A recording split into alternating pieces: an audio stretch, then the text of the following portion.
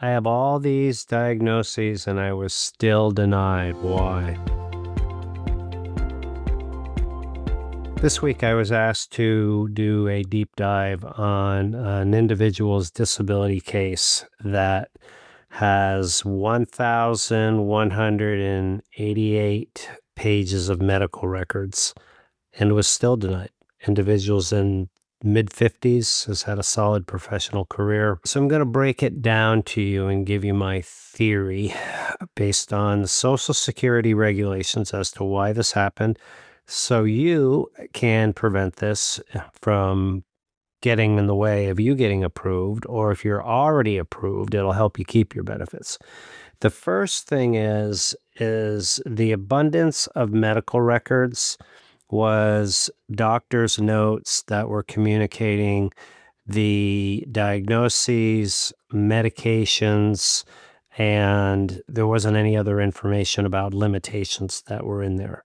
That's the focus of it. In the whole pile of stuff, there was one medical source statement from a doctor that did indicate that the individual would miss about 20 days of work throughout the month, which is really powerful. But the issue is there wasn't anything connecting that to limitations in any of the medical records. So in this situation, the opinion is that, and I had others work on this with me, that there wasn't any substantial communication from the patient to the doctor about the limitations, and those limitations properly documented in the medical records. So, for example, an individual has back pain, and there's back pain all throughout the communication. But what it doesn't say is I can only stand 15 minutes because of the back pain. I can only sit for 20 minutes because of the back pain. The back pain is so severe that it limits my sleeping at night to only 3 hours. And I wake up and I have brain fog and I can't remember repetitive tasks. Some days I even forget, like, to make breakfast one day a week. Things like that are quantifiable.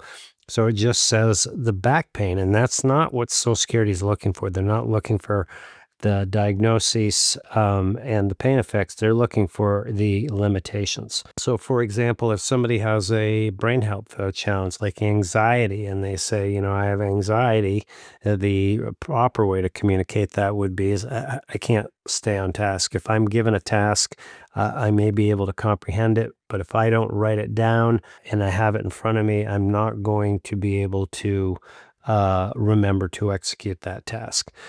So however those fit for you and your situation, this is the top priority, in my opinion, from me to you, to spend your time journaling and communicating these in a simple format to your doctor so they're in your medical records.